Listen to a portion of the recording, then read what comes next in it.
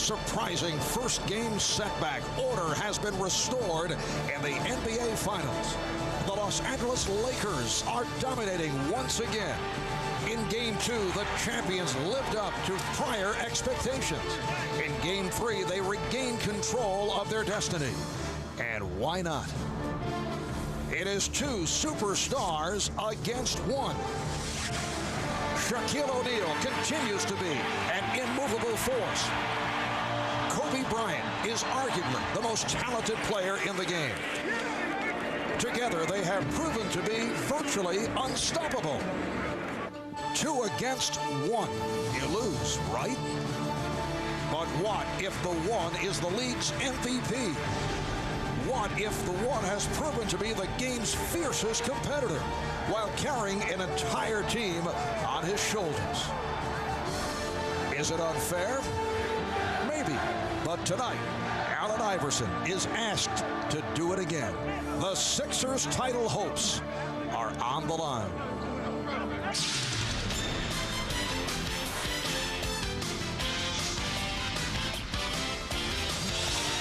It is a star-studded night along Broad Street in the city of brotherly love. 50,000 turning out at Veterans Stadium for an in-sync concert. And across the way here at First Union Center, a capacity crowd is in the house, hoping their Sixers can continue to battle back. The Lakers hoping to extend to a commanding 3-1 lead in this best-of-7 NBA Final Series. Hi, everybody. I'm Marv Albert along with Doug Collins. And Doug, you look back at the first 3 games of this series, and it could have gone either way, 3-0 for either the 76ers or the Lakers. All these games have come right down to the final moments. Game 1, Sixers win an OT. Game 2 goes to the final minutes. Game 3 here Sunday night, a 1-point ball game, 47 seconds left, and the Sixers lose to the Lakers. So tonight, in essence, comes down to a clear-cut, must-win scenario for the Philadelphia 76ers. Well, must-win, and it means it's real simple. It's Allen Iverson time. In Game 1, he was brilliant. He had 48 points, got up 41 shots. In Games 2 and 3, the Lakers did a nice job. They slowed him down, 29 points a game. He shot under 40%. But these are the moments that Allen Iverson loves. Look what he's already done in the playoffs in must-win situations. In the first round against the Pacers, 45 points when they were down. Against the Raptors, 54 when they were down. Against the Bucks, the deciding game, 44. So he really has his greatest games when they need them the most. But it's going to be more than that tonight. Fourth quarter, when they were perfect in Game 1, they won. You see in Game 2, they missed 10 free throws, they lost. And in Game 3, 6 of 20 in the fourth quarter, they lost another close game. Mark, what's really been a problem is they've expended so much energy playing from behind, they have not been able to finish the last 2 games. They must get a lead right from ahead so they'll have the energy they can put that ball in the basket tonight. As for the Lakers, Doug, Phil Jackson was telling us yesterday he was so proud of Kobe Bryant coming here in a pressure-packed situation, making his return to his hometown, handling it with such poise. He came up with a very strong ball game, did the job particularly in the first half. And Phil also told us he still feels that this series will come down to the matchup at center between Shaquille O'Neal and Dikembe Mutombo. He feels the winner there will determine the winner of this series. Well, what Kobe has done, he's been very patient early in the game because the Lakers want to pound that ball inside to Shaquille O'Neal, have him soften up that defense early. So he has gone to work here against Dikembe Mutombo, had excellent first periods. Then late in the game, it's been Kobe's time. This one in Game 3, the floater after Shaq had fouled out of the game that helped lead his team to the victory. And when these guys are together and the best 1-2 punch in the league, they're virtually unstoppable. In Game 1, Kobe with 15, and they lost. But look at the balances in Game 2 and 3, 59 and 2, 62 in Game 3, and they win. But you know what? It's more than these 2 guys. They must depend on the supporting cast because in late in games, they get double teamed. Here in Game 2, he trusts Derek Fisher. Shaq finds him for the assist to 3. Remember now, in this game, Shaq had fouled out. Kobe's doubled. He gives it up. Ori hits the last 7 points of the game. He has 12 in the fourth quarter to lead the team. So, Marv, you know what? The Lakers know what's at stake tonight. They have the home court. That's not enough. They want to get greedy. They want to take command of the series. They have not lost 3 straight since Phil Jackson has been their coach. They win tonight. They know the Sixers aren't going to beat them 3 straight. All right, for more on Kobe Bryant and the Lakers, here's Jim Gray with Kobe. All right, thank you very much, Marv. Kobe, do you feel as though the 76ers will be the most dangerous that they have been since Game 1 because they've had a couple of days rest and a couple of days to adjust? We expect them to come out with a lot of energy. Obviously, having a couple of days off enables their bodies to recuperate. They haven't had a couple of days off in a while, so we expect them to come out fresh. You talked about ripping the 76ers heart out. Will we see the killer instinct tonight by you and the Lakers? What's important for us to do is, just to come out and just play Laker basketball. Just try to execute, taking a quarter at a time, and see what happens. Does that mean literally execute? I don't know. We'll see. We just want to win the ball game. Good luck, Kobe. Thanks for your time. Thank you.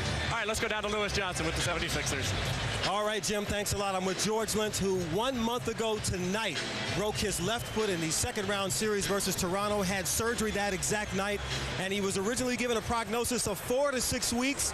You've been hustling hard to try and get back. 40 minutes ago, you had an X-ray which showed that there was progress in healing, but that your broken left foot was not completely healed, and the doctors left it up to you.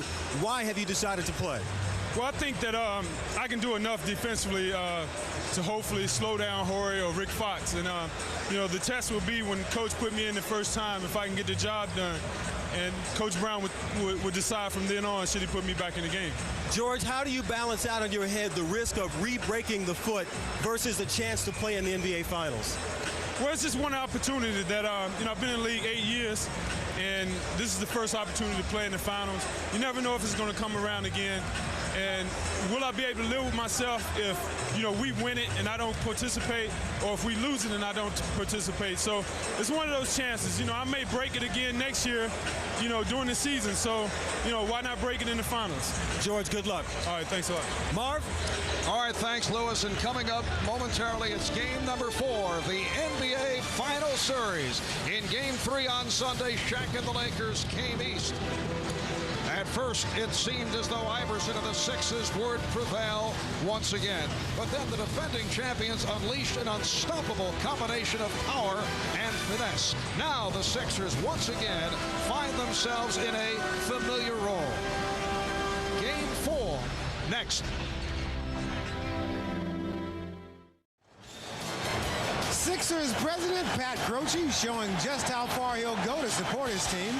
Today he climbed the Walt Whitman Bridge 400 feet above the Delaware River to help hang the Go Sixers banner. Ahmad Rashad back here at the First Union Center in Philadelphia. I'll be joined in a moment by the rest of the crew. One of the main storylines in this series has been the battle of the big men, Shaquille O'Neal against Dikembe Mutombo. It's a battle that's not only physical, but also verbal. Since Game 3, Shaq and Dikembe have squared off in a war of words. I didn't think the best defensive player in the game would be flopping like he did. And it's a shame that the referees bite into that. I wish he'd stand up and play me like a man instead of flopping and crying every time I back him down. I hope he's not trying to play a psychological game against me because it doesn't work. Let's keep the game pure. I understand NBA stands for nothing but actors, but nobody wants to see that. Let's just play. He's no god of the games. I would let him do all of this trash talking, but I want to win. This is a great opportunity for me to win the championship. I don't know when this chance will come out again in my life. Obviously, Shaq and Dikembe are doing all they can to make their case, but will any of this gamesmanship mean anything once the game gets started? This game will be decided on the court, not in the press room. Shaquille O'Neal brings to the table strength and talent. Mutombo, on the other hand, has to counter that with strategy and tactic. I talked to the officials today before the game. They said, we may not have got every call right. I'm not saying we missed every call. They worked on it all day today, let these guys battle on the court. Look for an official to call the game close, but let it unfold on the court. Words will not win this basketball game. Absolutely not, Ahmad. Shaq likes to play with the media. Yesterday, he even said he's doing this to help NBC with the ratings. Well, we appreciate that, but if you've ever played a game with a grammar school-age kid, you know how difficult it is to move around without stepping all over them. That's the problem with officiating a game with Shaquille O'Neal. Unlike the regular season, though, top 12 officials in the NBA are working this series. They're going to call what they see, not what they read about or what they heard. Much ado about nothing, Ahmad. All right, PJ, let's go over to Steve Jones and Bill Walton. And the question is, gentlemen, how do you stop Shaq without fouling? All right, Ahmad. Well, let's see if we can get some practical application from a guy who made his living as a great defender. Bill Walton, how would you defend Shaquille O'Neal? Steve, you have to accept the fact that Shaq's going to get huge numbers, but you have to win some of the biggest plays down the stretch there. Now, before Shaq ever gets the ball, that's a critical time for you. You have to beat him to the spot. You have to keep him on the move. You have to deny the lob. He's killer at that. And then you have to make him come away from the basket to receive the ball. All right, what happens after he gets the ball? You have to play with your chest on this left shoulder right here. Deny the jump hook. That's his main offensive weapon. Have your double team come from this shoulder right here. And to bring this rule book, put it right here. When it comes out the backside, maybe that's an offensive foul. All right, Ahmad, back to you.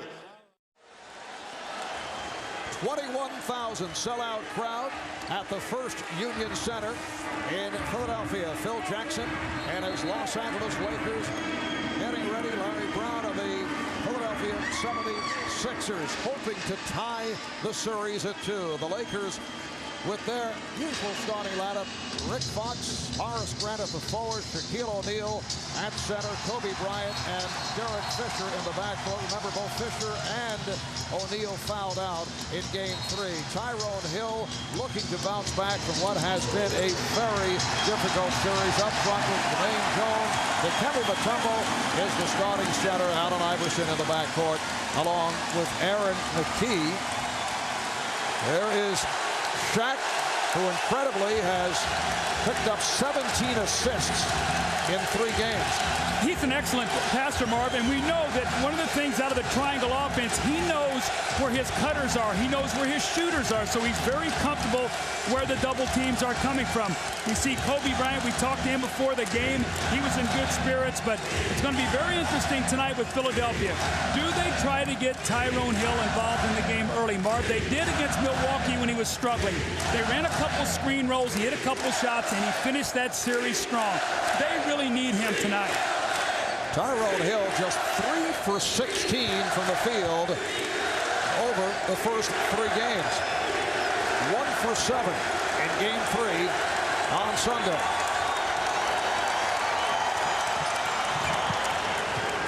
And the Lakers control the opening tip.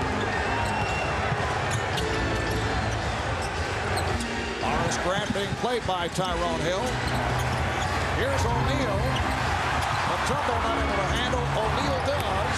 Mutombo got a piece of it, and a foul is called. It's on the Sixers. Shaq does such a great job of getting that deep post position. He had Mutombo sealed right on his back, and Kobe made the pass right through the heart of the defense. They're going to have to try to take that pass away, Mark, because they cannot get the front line in foul trouble. It appeared to me Shaq was very anxious on those first couple shots. I think he has to be very, very careful not to make this too personal here early in the game going against the Dikembe. Shaq 8 for 9 from the line in Game 3 after having his difficulties over the first 2 games. Shaquille with the strong statements following Game 3, saying that Dikembe Mutombo was a flopper. Feels that he's crying about calls. We asked Dikembe about it. I asked him about the verbal warfare that has erupted. He says, well, not on my part. Well, you know, it's so tough to hold your ground against Shaq. When he hits you, he's going to knock you back on your heels sometimes. He's just that big and powerful. Iverson to the left hand and then tried the running hook. I think that's a good sign, though, Marv. He didn't settle for the quick jump shot. He tried to get to the basket. The steal by Jones. And fouled by Fox, preventing the fast break.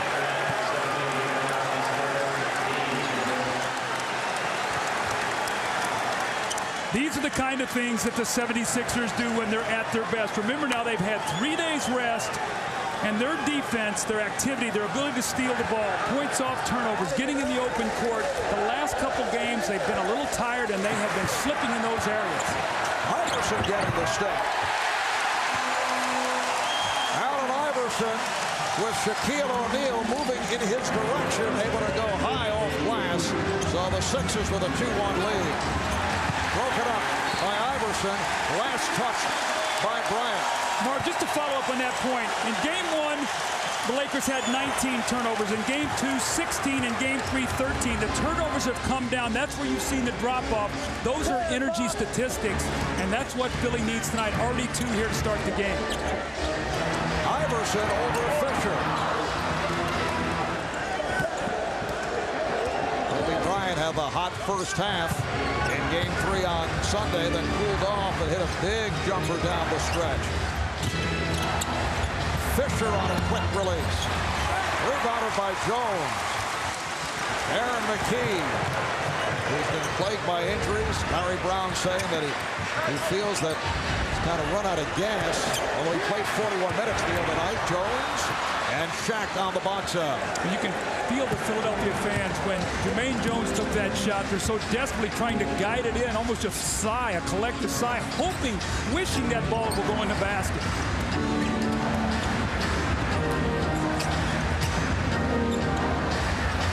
Kobe pushed further out by Jermaine Jones, who picks him up on a switch. Tyrone Hill with the rebound.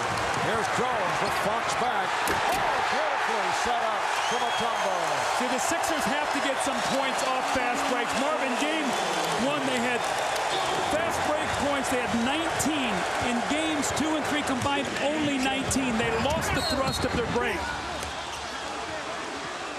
Foul called on McKee.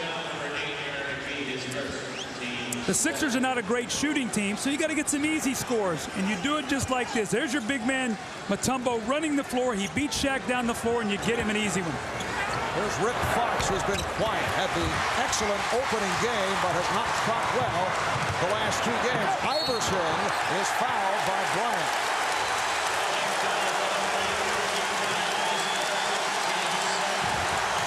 And Allen Iverson has come out looking very active. Meanwhile, the Lakers have missed their first 5 shots, and they've turned it over twice. So Iverson to the line, handed the ball by Hugh Evans, who may be working in his final game as an NBA official. Hugh Evans with Ed F. Rush and Jack Neese. There's Hugh in his 28th year, a career that began in the 72-73 seasons. One of the great referees of all time. Worked nearly 200 playoff games. This is 34th game in an NBA Final Series. He and I were rookies together. He will be sorely missed. One of the class officials in this league. Pass intended for Bryant. Kobe looking at Derek Fisher and saying, what was that? And you see the little edge on the Lakers right now. I wrote down for the Lakers early. Take the early hit and the energy and keep their poise. Right now, we've not seen that. McKee coming up short. And last touch by Grant. But I think Larry Brown has to be happy with what he has seen here in the early moments from Tyrone Hill. Well, he's been more active. You know, that's all. He's an activity player. You're not going to run primary plays for him. Fisher, Brown was looking for a traveling violation. That was last touch by Jones of the 76ers. The Lakers are a rhythm team, Marvin. Right now, they're playing one step too fast. As they get a little tired, they'll slow down. They'll be more effective. Here's Kobe Bryant. Kicks it out for Horace Grant. Bryant with the rebound. Fox. Rick Fox. So the Lakers with their first field goal. They had missed their previous 6 shots. Well, all 3 of their points on second shot. Shaq gets to the free throw line, and then Kobe with a nice play to Fox. McKee, yes. There's the feathery touch of Aaron McKee, who the Sixers need as a 3rd scorer. McKee only 2 of 8 the other night in Game 3. Well, they expend so much energy on the defensive end chasing Kobe Bryant.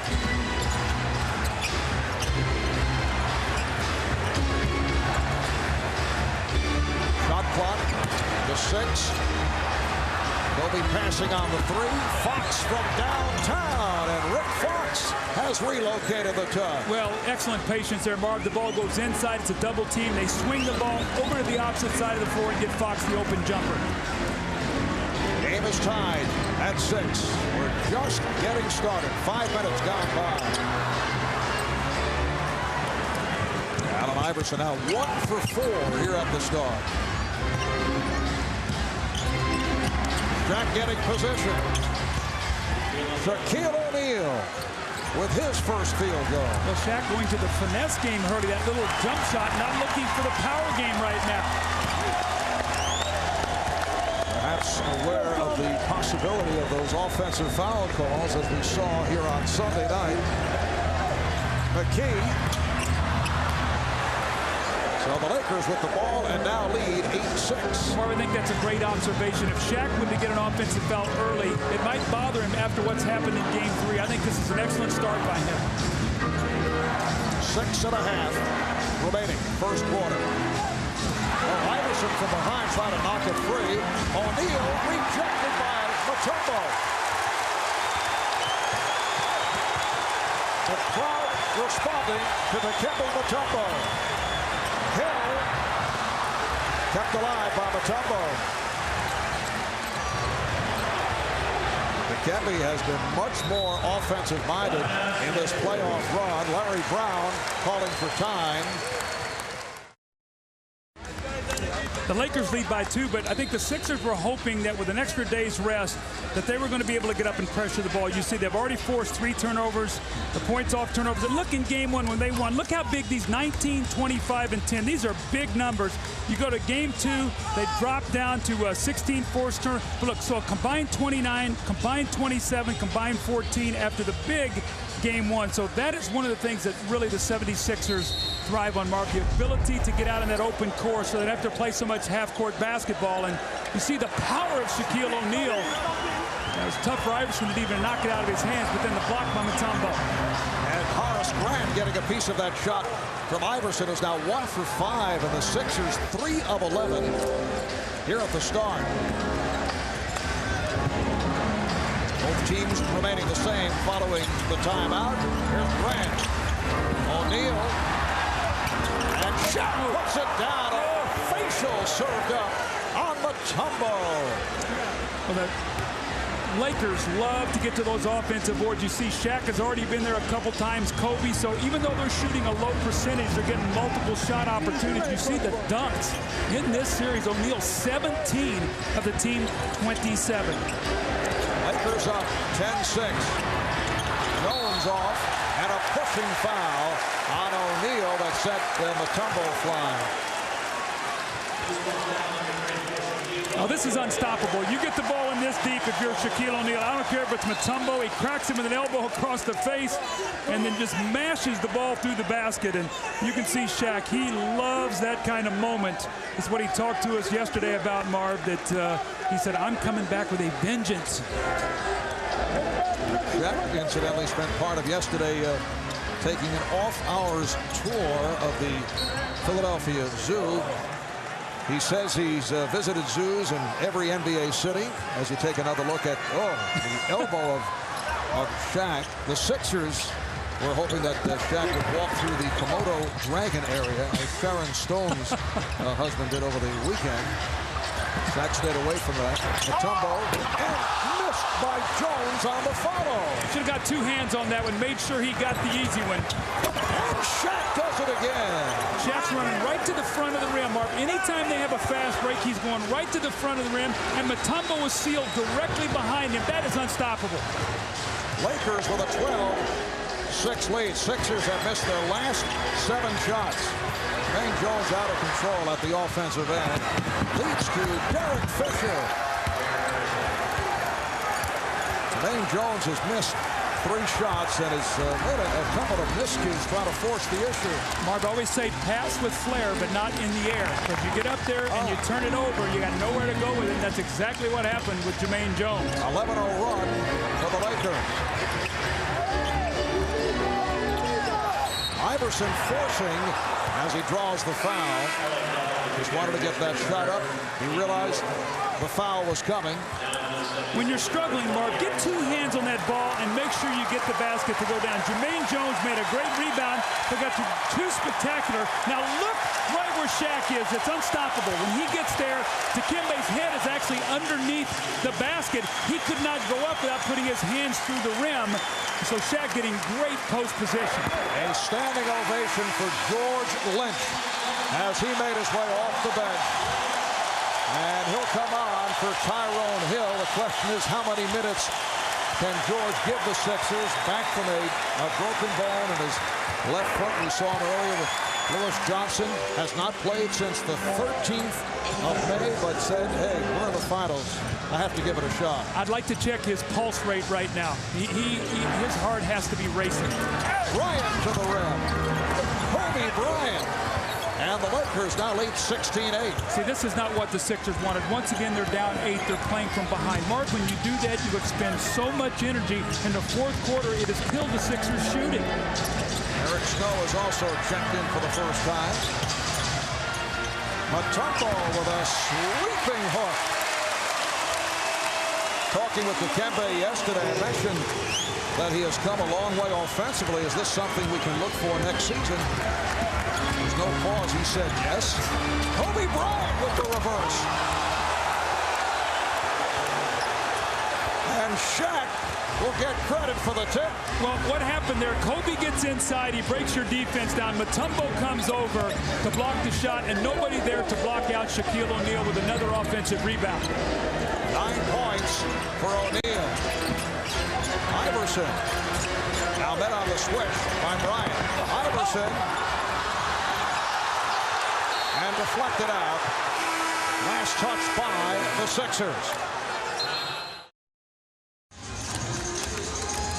There's George Lynch, who played in all 82 regular season games for the 76ers, making his return tonight from that broken bone in his foot. For more on George Lynch, let's check in with Lewis Johnson. Well, thank you, Marv. Just before the game started tonight, I asked Philadelphia trainer Lenny Currier if he was okay with Lynch playing with a broken foot that was not completely healed. Currier told me that he's all right with it because he's done a lot to help support his foot with tape, and that the doctors had given Lynch the option to play. But when I asked Larry Brown, he told me that he was not comfortable with Lynch playing, but that Brown said Lynch deserved the chance to play in the NBA Finals because he's the guy that helped him to get here. Marv?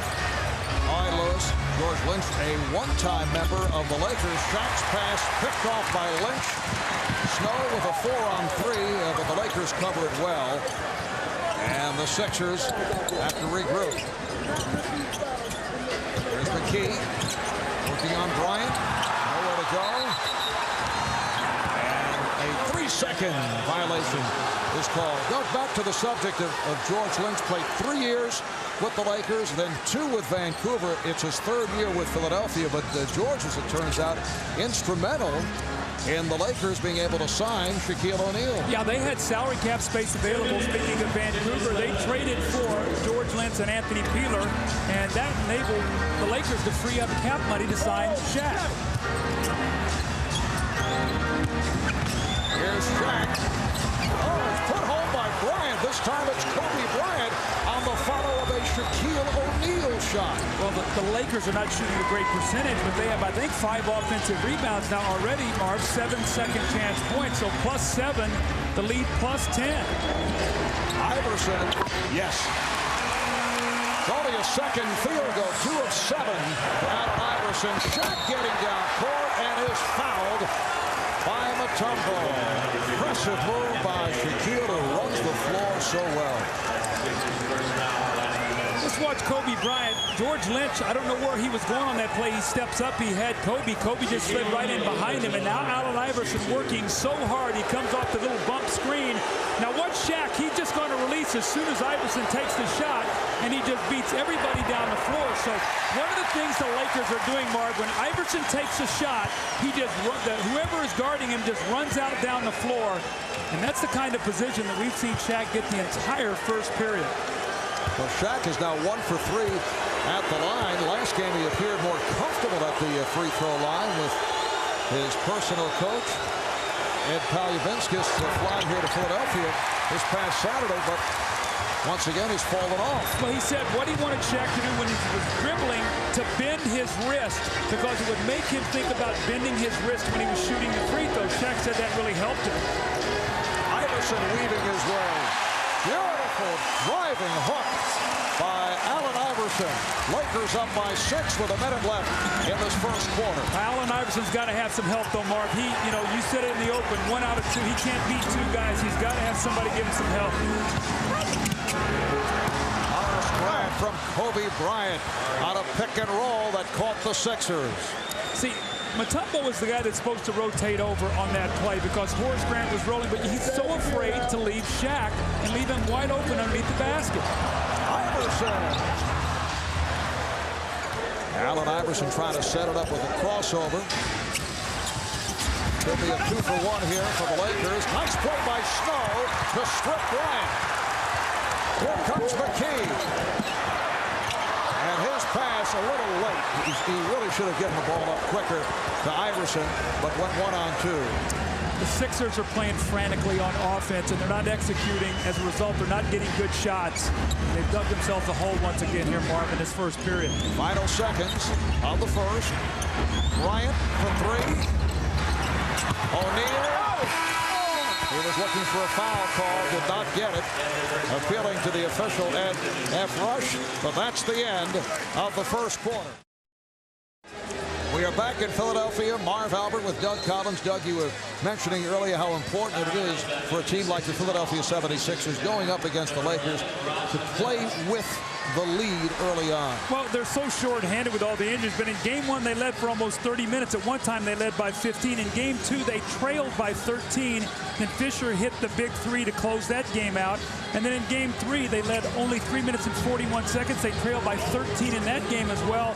Caught up to within 1, could never get over the top. And Mark, it just expends so much energy. You almost have to play perfectly to try to catch up when you get those big leads, as we see that Shaquille O'Neal gets his first press to the game.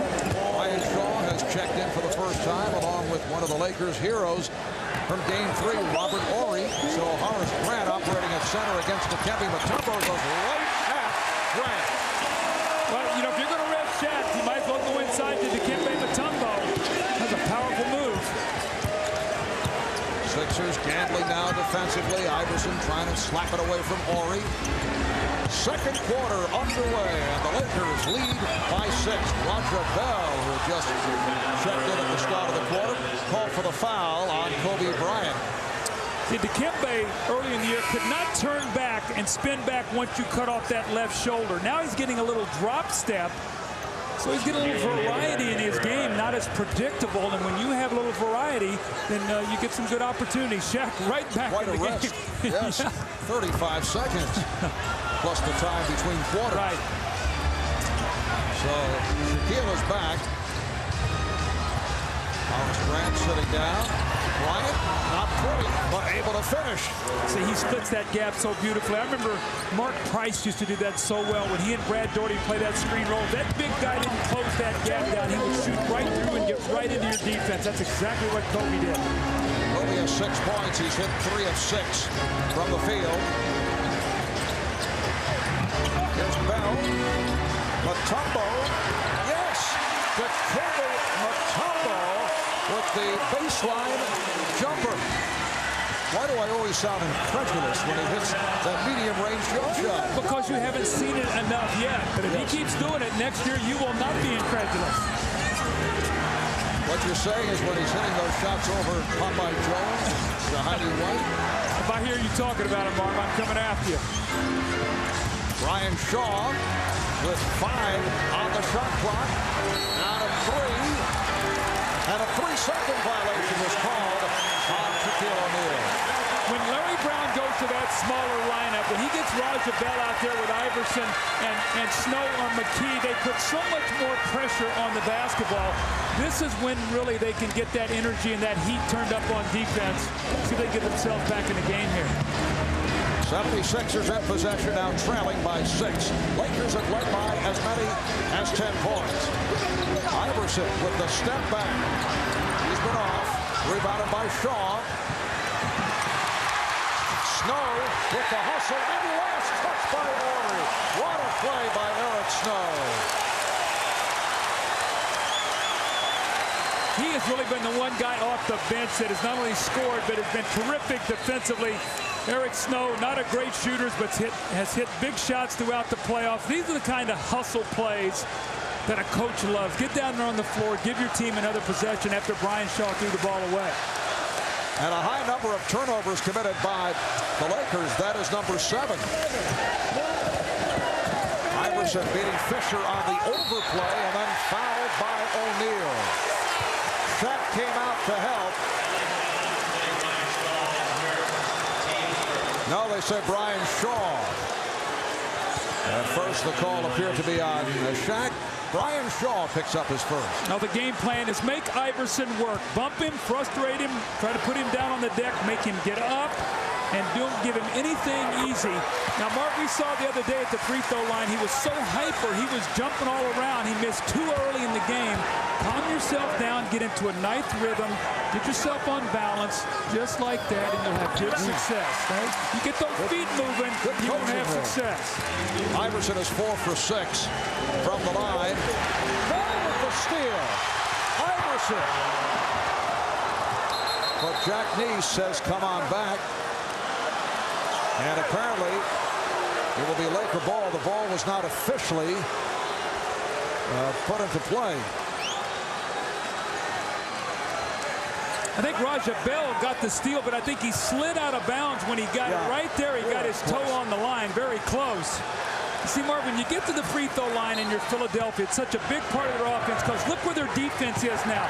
Now they can really get up, force the Lakers to use time off the clock, and it takes away from Shaq getting down to that post. Lakers up by 4. O'Neal. Sixers want a traveling violation, but a foul is called. It's on Tyrone Hill. That's his second. See the versatility of Robert Horry, though, as a power forward playing screen and roll. Actually, when Shaq just lost the ball up in the air, realizing that Tyrone Hill cannot defend that. So let's watch Shaq now at the free throw line. Let's watch him to see if he bends that wrist on the dribble as his free throw coach had taught. See if he's bending that wrist. You see him really concentrate and see if he will have some success now at the line doing that.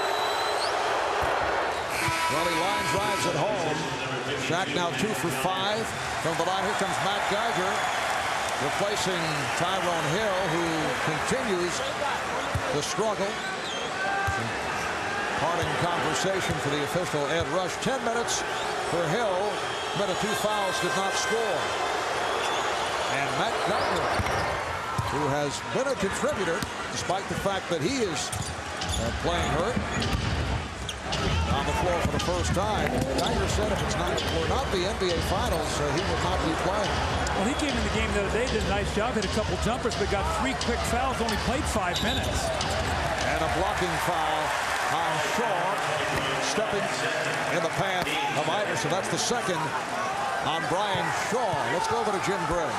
All right, Marv, thank you very much. Well, Brian Shaw is playing on very, very little rest. In fact, he only slept 1 hour last night. That's because his wife yesterday, Nikki, in Oakland, gave birth to Bianca Nicole, their second child, a girl. He has 1 boy. As you see, Allen Iverson go to the hoop, and he's fouled. He flew back overnight. He was not able to rest. He was trying to grab a little sleep in the locker room before the game. Shaq went in and woke him up, telling him it's time to play. Win 1 for Nikki and little Bianca Nicole. Marv? All right, thanks, Jim. Derek Fisher picked up that foul, his second. And Iverson back at the line. As you see, 4 for 6. Now 5 out of 7 at the free throw line. Well, you can log on to NBCSports.com for comprehensive coverage of these NBA Finals. Check out analysis by Bill Walton, Steve Jones, and a web-exclusive post-game video report with Bill and Snapper, plus Matt Brukas with an in-depth preview of each game, complete with what he likes to call his X factor. That man is a mysterious guy. You know, it's all on NBCSports.com. The Lakers now lead by 4 with 9:20 remaining in this first half. Tyronn Lue has come on for the first time, and he will be shadowing Allen Iverson at the Philadelphia offensive end. Oh, pass thrown off the mark and saved by O'Neal. Shaq is now up front with Horry and Bryant. Lou and Shaw in the backcourt. Here's the alley-oop that misfires. That's a set play. Shaw loves to run it. When Raja Bell comes in the game, he overplays Kobe. They had eye contact. He was opposite on the floor. Shaw just threw that ball a little too high, but Brian Shaw throws that alley-oop to Shaq as well as anybody in the league. Lou all over Iverson. Lou ends up crashing into our broadcast location. Mark, did you see how I was diving over to protect you? You saw I was going to help you. Back in Philadelphia, the blimp Spirit of Goodyear overhead, providing an aerial view of tonight's game. And by the way, Goodyear would like to tip its hat to one of its own. 76ers coach Larry Brown played basketball in the old Industrial League for Goodyear's Akron-based team, the Wingfoots, back in 1963. There's Larry, the NBA Coach of the Year, one of the premier coaches in basketball, but Doug, a well-traveled coach. Larry has made the rounds. Well, you know what Larry loves to do? He loves to go to a place that's down, build it up. He gets great pride in building it up and then moving to another job and doing the same thing. When I think of Larry Brown, I think of winner. Now, with Phil Jackson, he's taken a little bit different approach. He's basically said, you know what? That doesn't excite me building up a team. I like to take a team that's close and be able to get them over the top. So two different philosophies, but two great coaches. And for Larry Brown, his first appearance in the finals in his 18 years as an NBA head coach. Raja Bell with the step, but could not convert. Mark, just to follow up on the Sixers, their offense, Iverson and Mutombo have 20 of the 22 points. They have not got that third guy yet. Can they find somebody to put the ball in the basket and help those two players? Well, Aaron McKee is obviously not what he was. Beautiful pass. It counts, and the foul. And Brian Shaw with the bucket is headed to the line. Well, this is what you talked about early in the game about Shaq's ability to pass. He had 17 assists, and he knows where his cutters are coming from. The moment the defender turns his back, you see the Lakers cut right to that basket, and Shaq will find them with that nice, soft pass.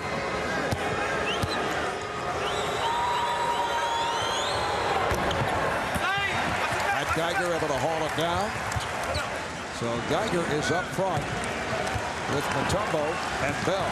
McKee and Iverson in the backcourt. The foul was called on Iverson as first. Aaron McKee. So he's now 1 for 4 from the field. The Lakers up 28-22.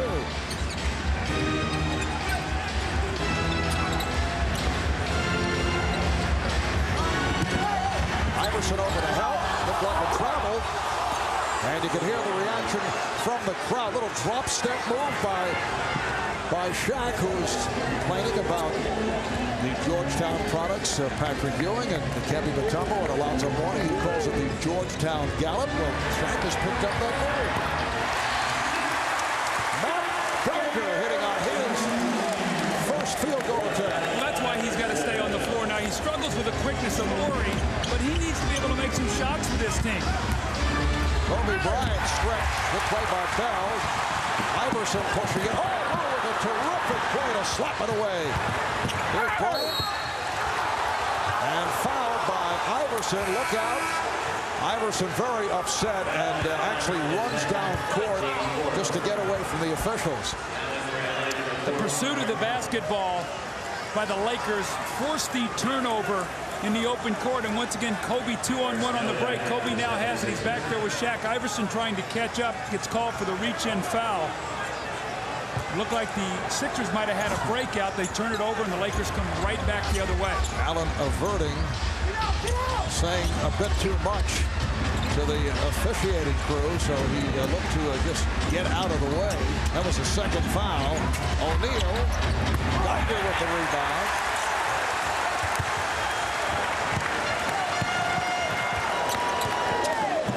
It's interesting. We're seeing Harper early. Do you think Phil might think he might need him late tonight? Ron Harper has not played much during the series, but played an important role in game 2, just settling the club down. There's the alley-oop for Shaq, and a foul is called. He was hit from behind. Foul of Mutombo. That is his second. Well, coming to NBC. This Sunday, Fear Factor will challenge 6 real people to face their greatest fears at a special time, 9, 8 Central. Fear Factor Sunday on NBC. Shaquille O'Neal back to the line. He's 3 for 6 at the foul line. The 76ers are now over the foul line. It's so hard to guard Shaq when he's running down the floor, Mark, because you can run next to him and he just sort of bodies you and he just walks you right where he wants to go. So without bringing a lot of attention to himself, he can get to that spot. And once he gets there, you're going to have to foul him or he's going to dunk the basketball. He's got 17 dunks in the 3+ games already. It's been a spectacular series for Shaquille O'Neal.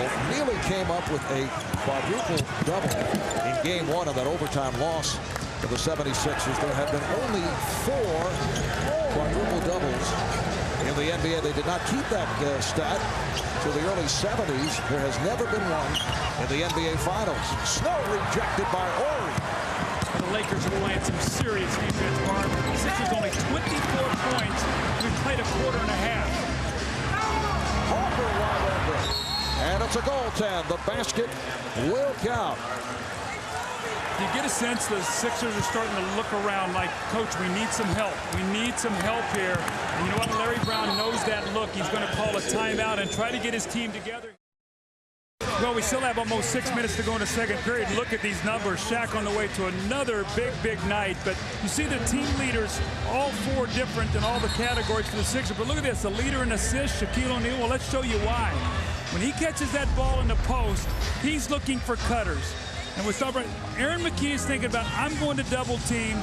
He's going to the basket, and this guy over here defensively has got to be the guy to step up, and he doesn't do it. Now, Brian Shaw is going to cut right to the basket.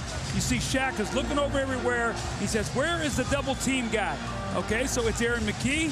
So I'm going to find Brian Shaw for the easy score. That's why Shaq leads him in assists, catches the ball in the post, and he takes his time and finds open cutters. He doesn't fight double teams. And that's 18 assists now for Shaq in the 4 games and counting. Iverson.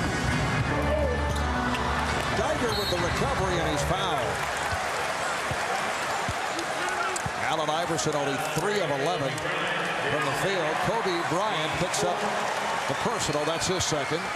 In Philadelphia, we talked about only having 24 points. They're 9 of 27 from the field. They missed 18 shots, but they only have 2 offensive rebounds. Normally, they are a much better offensive rebounding team. So the Lakers, you know, are really focusing in on that defensive backboard. And Geiger had a big game in the overtime victory for the Sixers. Game 1.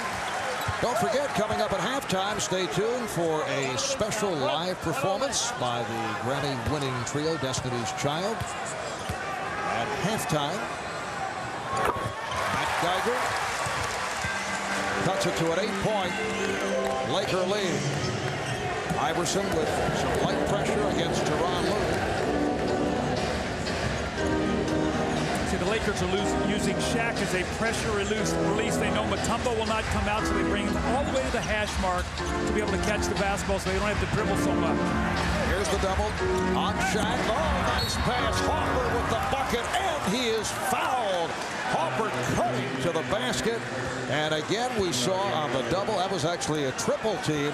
Shaq finds the open man. Well, Marv, normally the Sixers don't do a lot of double teaming, so they don't do a good job of picking up cutters. Geiger has got to have his head underneath the basket taking that cutter. That is way too late. Marv, when you double team, your defense is on a string.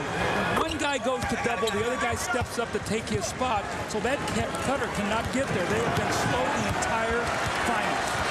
Ron Harper has made it back from the arthroscopic surgery on his left knee. Missed the final 34 games of the regular season. Has seen limited action in the playoffs.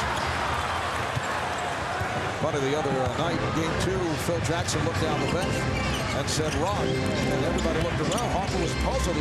Ron who, he said. Couldn't believe he was being inserted. Robert Horry gets the roll.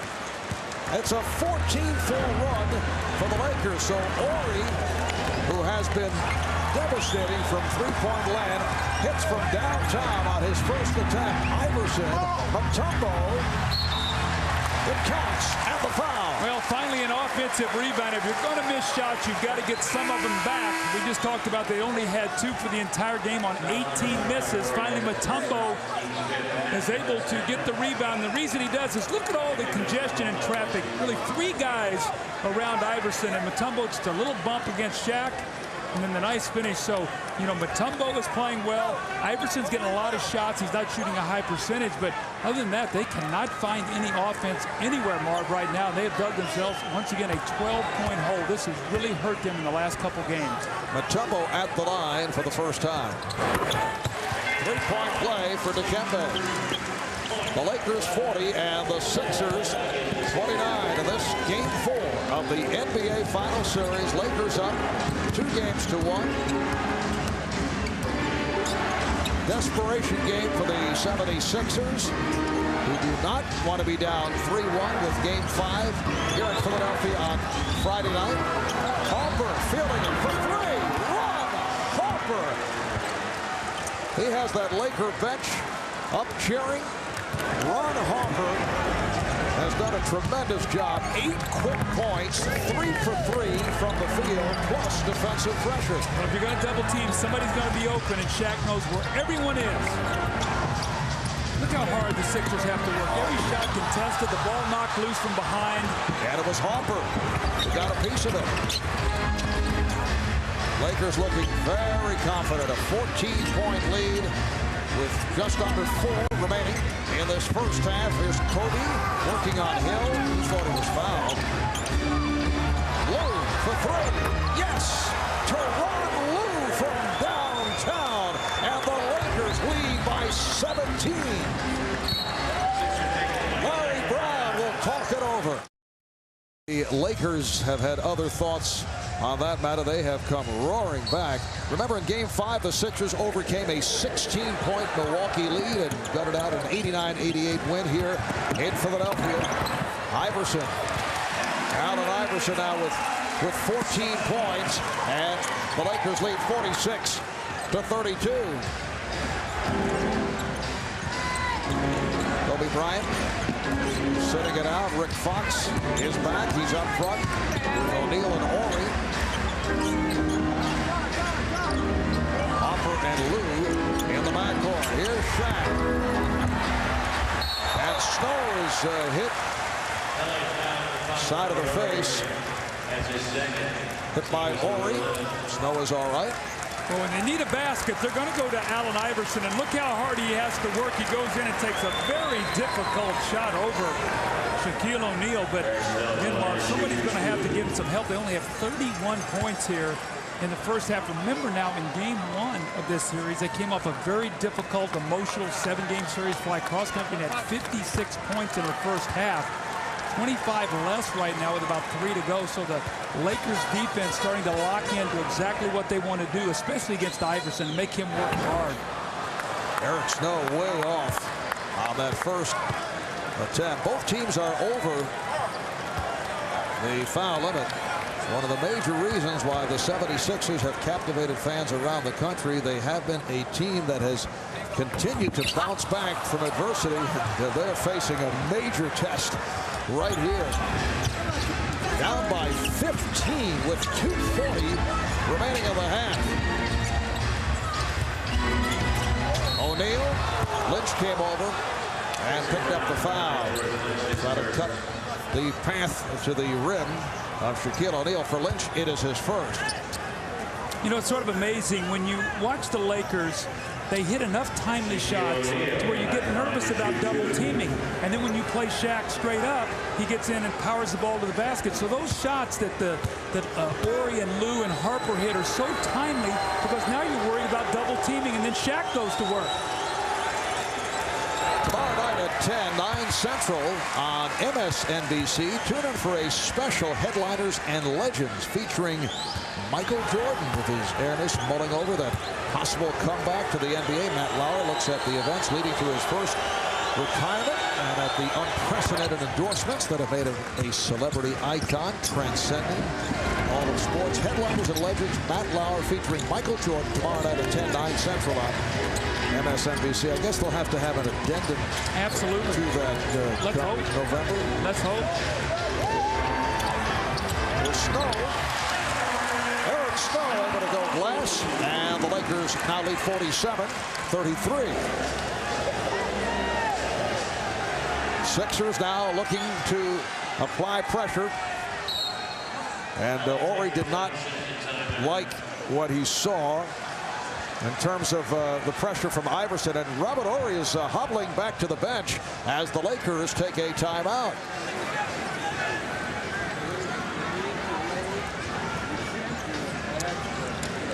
He got kicked in the shin. He got kicked in the shin.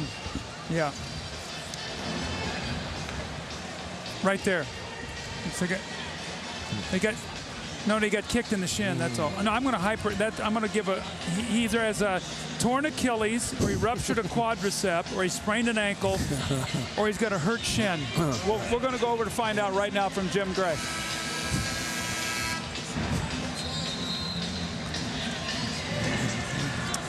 Well, on this drive by Eric Snow, you're going to see the leg of Snow right there go into the shin of Robert Horry.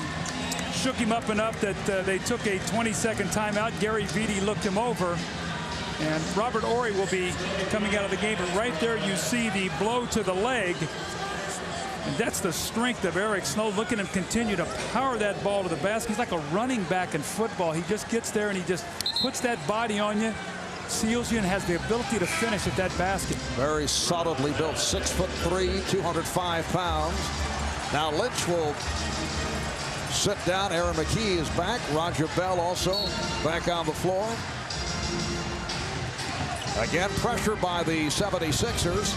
Fox back to help as we come up on 2 minutes remaining in this first half. It's been all Lakers. Fox rebounded by McKie. There's Iverson putting moves on Lou. Rebounded by Harper. Bell and Fox involved in a collision. Well, the 76ers would love to get this under double digits psychologically, Marvin. Right now at 14, only 33 points scored. If they could get this to 8, they would have to feel very good about the way that they were able to finish the half. O'Neal. Oh, Shaquille O'Neal with yet another facial against Dikembe Mutombo. You think Shaq has maybe some other ideas about going in half? Once again, a powerful performance by Shaq.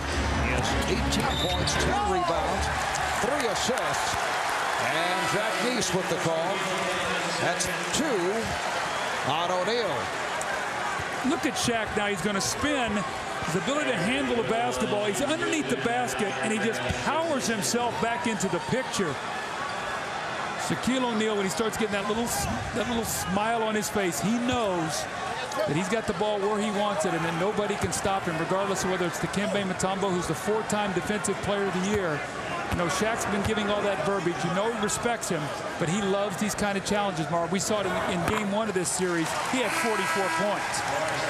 And Dikembe sitting down now. He has scored 11 points, 5 for 6 from the field, and just 2 rebounds for Mutombo. Let's check in with Jim Gray. Jim.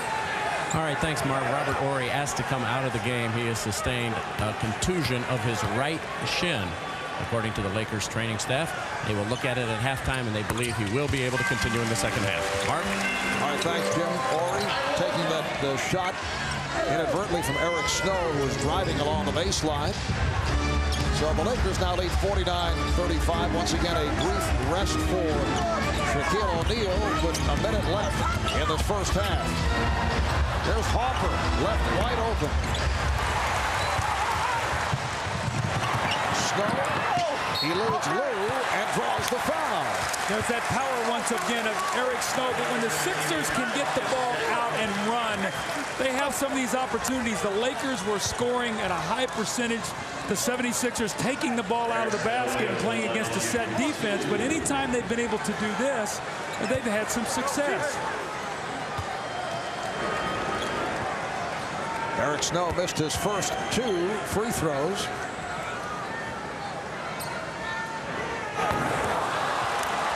Well, Eric Snow having his problems at the line during the season, a 79% free throw shooter. Well, Larry Brown always talks about, he said, you know, we're a terrific defensive team when we're putting the ball in the basket, because then we can get our defense back. When we struggle to score, our defense really suffers. And you've seen that here, Marv, in the first half. They have not been able to put it in the basket. The Lakers have almost 50 points. And the Lakers able to handle the 76er pressure. Lakers up by 13. No Shaquille O'Neal. They open up the middle and look for Kobe to penetrate. Bryant when he moves on the key and then finds Harper. I don't think Ron Harper, in coming to the arena tonight, thought he'd get off 5 shots in the second quarter. He's hit 3, though, in a 7 minutes. Crowd trying to encourage the 76ers with time running down in the half. Iverson off the double is fouled by Harper. So Allen Iverson will go to the line with the Lakers over the foul limit. 7 seconds to go in this first half. Well, that was a very smart play by Iverson. He realized he was hung in the air, had no place to go. So what do? You jump into Harper's chest, and then you pray that the referee blows his whistle, which is exactly what happened. So sometimes you got to be a little lucky, and Iverson did a smart play. Iverson missed his first 2 free throws and then clicked on 6 in a row before that miss. And the 76ers just 12 of 18 at the foul line. Kevin Ollie checking in for the first time, and then apparently a change of mind by Larry Brown. Ollie sits down, and Matt Geiger reports in. Well, he's in to play against Shaquille O'Neal to try to take away the long pass. They like to try to throw deep to Shaq underneath the basket. So Shaquille is back in. Here's the lob, and he's fouled by Geiger. So O'Neal will go to the line with the 76ers over the limit. Well, you try as hard as you can. You front the post, but Shaq just walks you right where he wants to go. Look at him. Geiger is holding on for dear life, and Shaq just walks him like he's walking out in the park somewhere and just walks him right to where he wants to go on the floor. That's the power of that man. Shaq receiving the treatment from the crowd. And that was almost an air ball. He's 6 of 11 at the line. Brian Shaw back. Kobe Bryant sits down. 5 3/10 seconds remaining in the half. And Shaq 8 for 9 in game 3. Struggling once again at the line, as he did the first 2 games. Shaq with the reverse. Marv, who's blocking out the shooter? That's Shaq. You got to block out the shooter. Here comes Snow with time running out. Fires for 3. The Los Angeles Lakers with a commanding 51-37 lead at the half. The largest deficit at halftime, with a team overcoming that deficit to win a game, as you see Shaq with a great play on the follow. Back in 1948, Baltimore beat Philadelphia after being down by 21. Right here, it's a 14-point margin. Let's go over to Jim Gray. All right, thank you very much, Marv. Kobe, was that the best defensive effort that the Lakers have had in the playoffs? Well, I would say so. I think our effort's been higher at times, but I think tonight we really executed what we needed to do.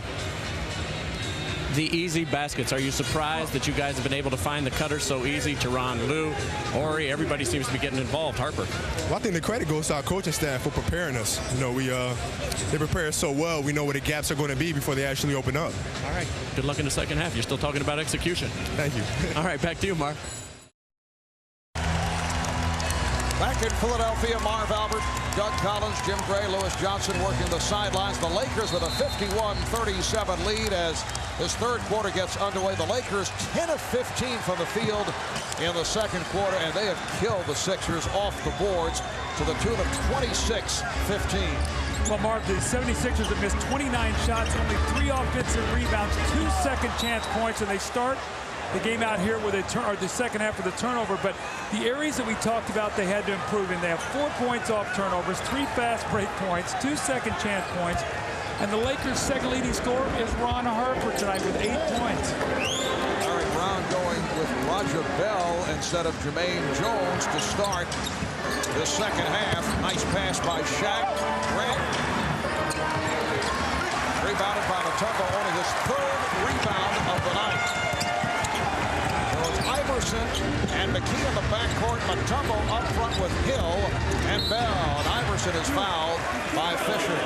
Well, we were talking about the double teams of the 76ers in the first half and how the rotations were slow. To give you a little idea, the Sixers doubled either Kobe or Shaq 11 times in the first half, and they got 22 points off of it. So they scored 2 points every time they were double teamed. That won't get it done. If you're going to double team, you've got to be able to have some effectiveness, and they have now got everybody involved in the game for the Lakers.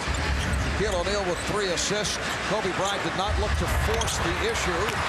That hook a bit deeper than usual. Mutombo. Kobe only 3 of 6 from the field, but making good decisions. Rebounded by Iverson. Allen Iverson had 12 rebounds in the game on Sunday night. Here's Iverson. Yes. Well, see, when he rebounds it, he can push the ball up the floor because he already has the ball in his hands.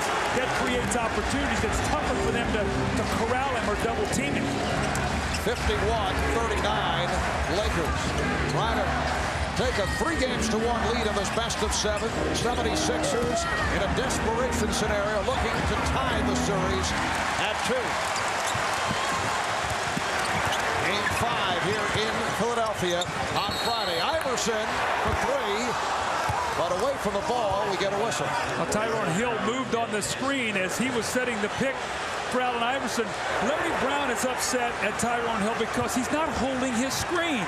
He's moving and trying to get open. If you will set the screen and create the contact, now when your man helps, you can be the one to get open. Harvey's moving so quickly that they don't have to make any decisions.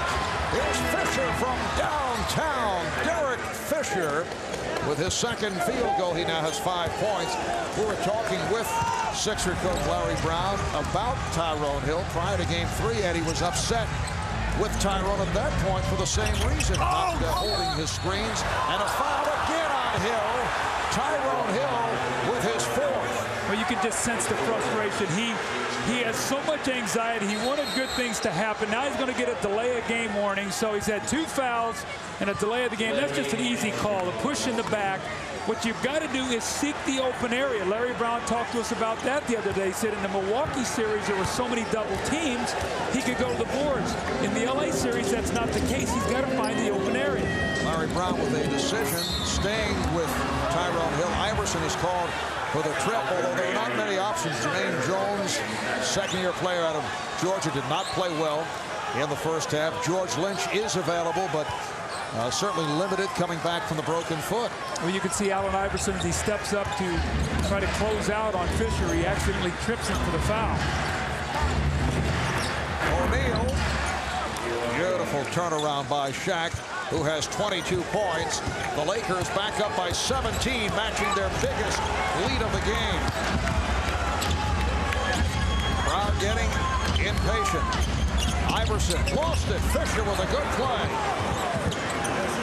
We're going to find out in the next 5 minutes whether or not the Sixers can get back in this game.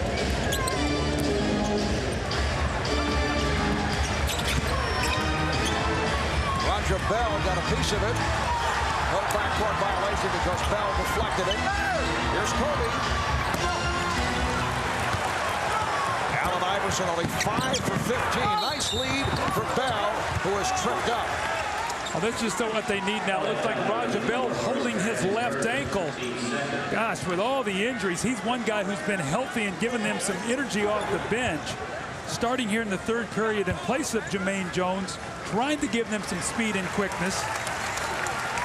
It's a nice pass by Iverson, and let's watch as he starts to go up. Looked like Horace Grant accidentally bumped him. In many instances like that, you just roll that ankle over. Sometimes you tweak it and it hurts for a while, and then you can go about your business. And Roger Bell has come back from a stress fracture in his left ankle and a broken right thumb. This back in his CBA and IBA days. and then was signed to that 10-day contract back in early April. Meanwhile, the Sixers continue to struggle at the foul line. They are now 14 for 21 from the line. Lakers lead by 16 points.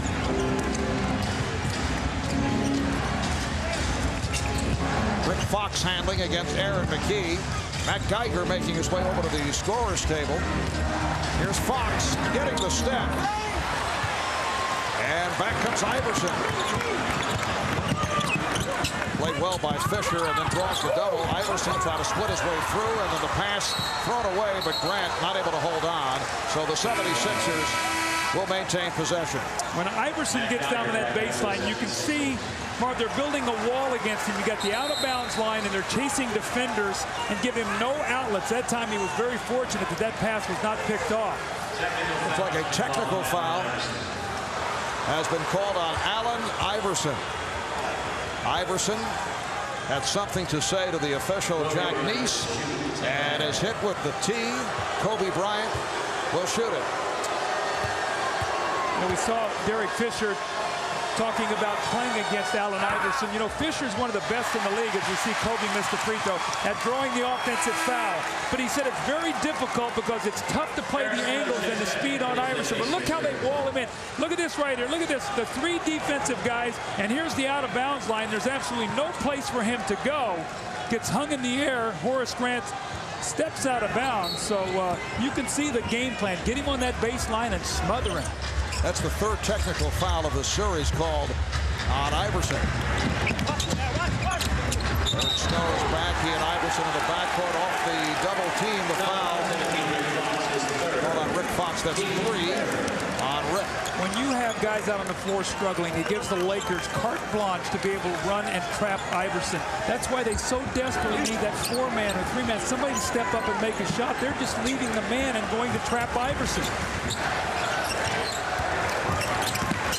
Here's McKie, who usually has been that third scorer. Mutombo. O'Neal looking for the steal on the overplay, and Mutombo was able to score. He has 13, and the Lakers now lead 56-42. Lakers got it going with an 11-0 run in the first quarter. They had a 17-point lead at one point in the second quarter. Shaq. Last touch by the Sixers. Sort of a microcosm of the entire game. Looked like the Sixers had 3 guys around the ball and could not corral it. Shaq was able to pick it up, and then they knocked it out of bounds. So once again, it'll be the Lakers' possession with a new shot clock. O'Neal on the follow, and a foul. The Sixers are not able to do anything here tonight against Shaquille O'Neal. Geiger on the foul is third, and Shaq will go back to the line. He's just quicker to the ball. Now remember, all of the series that the 76ers have played in. Marv, they had a tough 7-game series against Toronto, then Milwaukee. They flew cross-country, started the series, finished the game on Friday night, and all-night flight to get back here on Saturday. They played on Sunday, and that starts to take its toll. This is where rest always helps versus rust.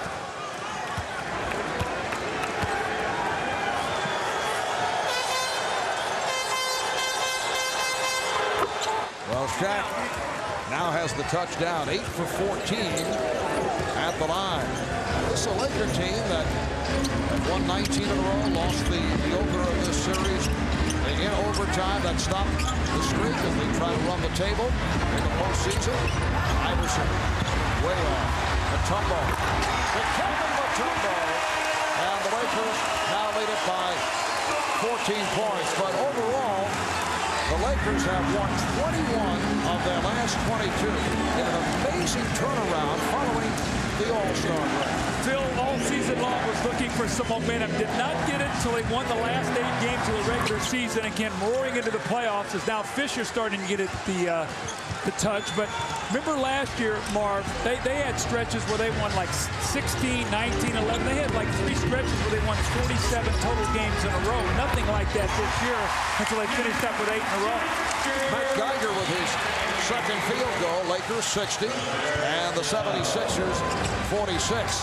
Lakers went 56-26 during the regular season. Second seed in the West, and a foul is called. It's on Snow. Los Angeles ended up 2 games behind San Antonio. They finished the regular season winning 8 straight, took the Pacific Division by 1 game over Sacramento. And no one even talks about the difficulties that took place, the tension between Kobe Bryant and Shaquille O'Neal that obviously has been ironed out since the problems of the first half of the season. I felt all along when it got down to the end of the year and these 2 guys both had a chance to sit out with injuries and watch the team play, that they would put winning above everything else, and they have done that. Their defense has been picked up. Their unselfish play, both of them in both areas of the floor, has picked up, and it's fed right into their teammates. Iverson. Allen Iverson now 5 for 17. Not a night when he needed one of those tough shooting nights. We talked in our open Marvin game 1. He 18 of 41, shot above 40%, had the big 48-point game. Since then, he's been under 40%, and has really forced him to work hard. Here's Bryant, and draws the foul. He was fouled by Snow. Kobe has not been able to get going to this point. 3 of 8 from the field, 7 points, but showing his all-around talents, 8 rebounds and 9 assists. And has, as we mentioned earlier, not forced the issue because Shaquille O'Neal has been so thoroughly dominating. Well, tomorrow at 3 Eastern, NBC will present first-round coverage of golf's greatest championship, the 101st U.S. Open. You'll see world #1 Tiger Woods as he begins his quest for a 5th consecutive major. As David Duval, Fred Couples, and he goes, and more. And then Friday night at 8 Eastern, a special for golf fans. Matt Lauer will chronicle Tiger's amazing rise to stardom on Headliners and Legends. 6 minutes remaining in the 3rd quarter. 17-point Laker lead. Snow. Geiger trying to keep it alive, and last touch by the Lakers. Allen Iverson just 5 for 17 from the field. Well, when you take a look at how hard they're making him work, they're running him into double teams. He's coming off screens. They're running a shot blocker over. They're contesting every one of his shots. Goes baseline, watch, they'll get a hand in his face.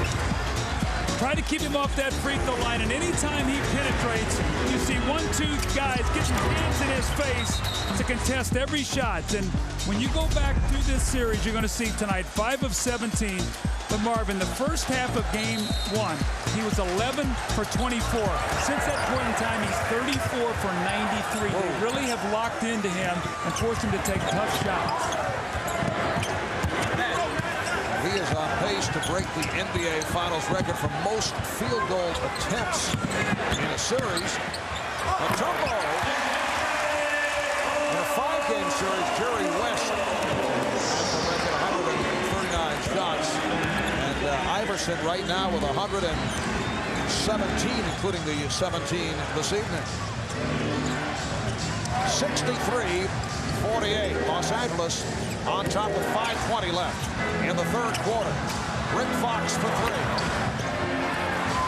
Dikembe Mutombo on the rebound. You got to give Dikembe a lot of credit, Mark. He is playing his heart out tonight. Oh, Kobe Bryant with the rejection.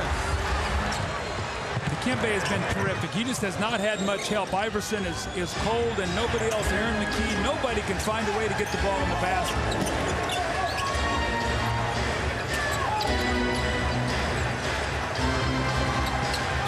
Shaq getting good position.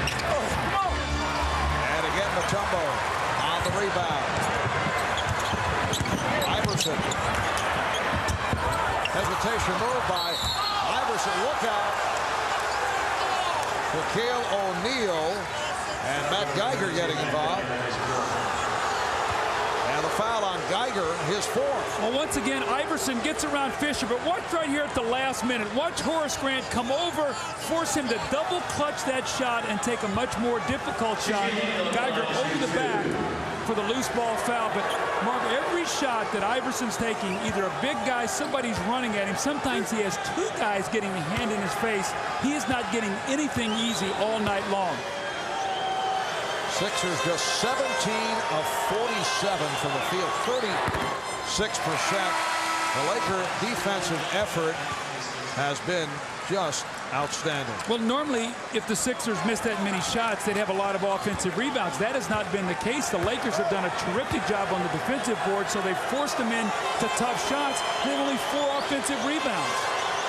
Roger Bell apparently all right. Back on the floor, replacing Aaron McKee. Shaq now 8 for 16 at the line. Snow cut off by Fox, doing a nice job at allowing the dribble penetration. Marvin, almost like the Lakers are playing 6-on-5 right now. You get the idea the Sixers are circling, not able to get to the rim. And a foul. Fox pushed by Bell. But it's like the Lakers have an extra guy out there. It looks like you see Larry Brown going, how can we get a basket here? We're trying to penetrate. There's no place to go. We run screen roll. Here comes Kobe on the floor on the fast break.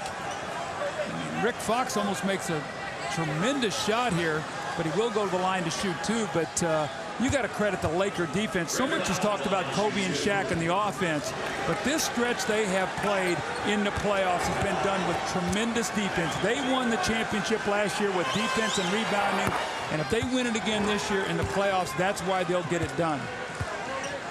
Fox at the line for the first time. Ron Harper, a nice job in the second quarter, firing from all angles. He had 8 points. One less shot than Kobe in the first half. If we would have said that, we'd have thought the Lakers would have been down by about 20 points if he had the same amount of shots as Kobe. So the Lakers have a 17-point lead, again matching their biggest of the night. Iverson. One and done. It has been it's developing into a horror show here for Allen Iverson. He's 5 for 18 from the field on a night where the Sixers have needed a special performance. That will count, and the foul. They've needed a big performance from Allen Iverson, and they have not been able to get it. Well, what the Sixers have to do now, as we see once again Kobe Bryant getting to the basket, just a great finish, the concentration to get the three-point play opportunity. But Marv, what you have to do right now if you're the Sixers, you have to find something that's going to work that maybe will help you in Game 5. Their whole thought process now is we got to find something that we can hang our hat on, especially to find some offense. That's 12 points for Kobe, who is 1 rebound and 1 assist away from a triple-double, which is not common in the NBA Finals. Fisher off the steal. Iverson trying to draw the foul. And Kobe Bryant with the finish. The Lakers now lead 70-48. Lewis Johnson back in Philadelphia, Game 4 of the NBA Finals. I'm joined by 1999 Winston Cup champion Dale Jarrett, who may be considered the Allen Iverson of auto racing as you try and catch Jeff Gordon this year for the championship. But you're doing it with torn ribs, muscles in the ribs there. Is there a fair comparison with playing the game hurt and driving 200 miles an hour hurt? Well, I think there's a little bit of comparison. The Sixers have done a great job this year. And we are kind of like my race teams, like the 76ers here. We're chasing the Lakers, who is Jeff Gordon and his team right now. They're hot. Hopefully by the time NBC takes over in just a few weeks, with our NASCAR schedule, we'll be back on top. He passed us last week, but we're excited about getting back to racing. We'll race at Pocono this week. Then we'll get to Daytona on July the 7th. Got a great race for the fans to watch on NBC. All right, Dale. Good seeing you. Enjoy the game, and we'll see you on NBC. Thanks a lot. Appreciate it. All right, Mark, back to you. All right, Lewis. Eric Snow able to hit the jumper. Dale is a walking promotional announcement. And NASCAR will be coming to NBC and TNT with 20 straight weeks of racing starting July the 7th. Off the steal, here's Snow blowing the layup, but Iverson is right there.